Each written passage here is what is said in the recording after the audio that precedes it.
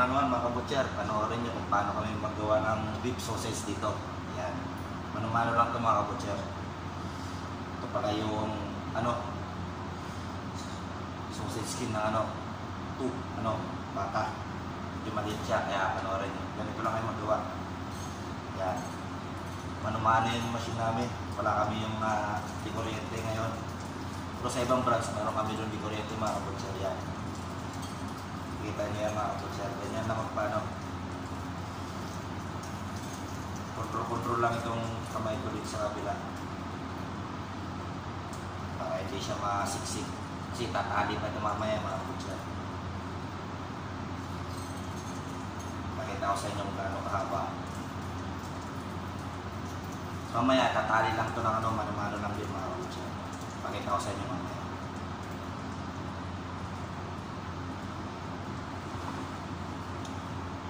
Ganyan kahaba siya mga kabutcher. Yan. Yan ang paggawa namin ng beef sauce. Mamaya tatali namin yun. Panoorin nyo. Okay mga kabutcher. Ito yung beef sausage. Yan. Pakita ko sa inyo. Medyo mahirap din to pag hindi kayo sanay mga kabutcher. Yan. Pag natali na ng ganyan, mamaya ulit puputol-putulin niya mga kabutcher. Kaya, tapos meron din na kami buo, ganito dinidisplay namin, nilalagay sa tray. Kaya ganyan ang itsura pag tinali namin yung beef sausage. Bali pala galing ito New Zealand mga kabutcher na beef sausage. Ayan.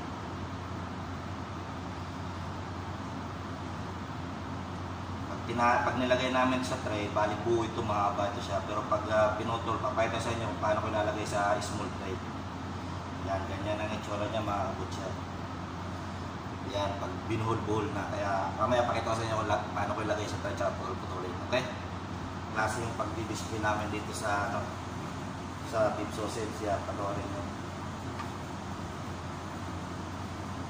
Putol-putulin itong ilalagay sa tray.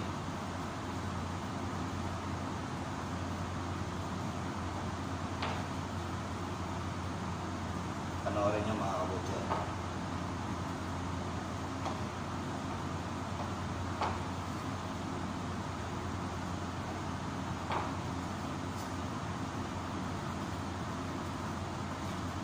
Bali ito yung para sa labas mga kabutcher. Ito na yung para sa counter namin mga kabutcher.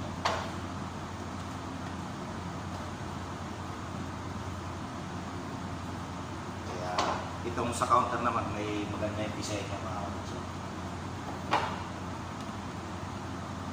Pakita ko sa inyo para kung anong itsura yun. Kasi ito para maging tatlo-tatluhan lang.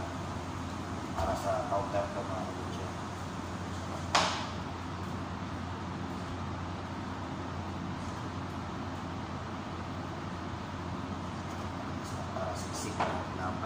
Maganda pagpuno.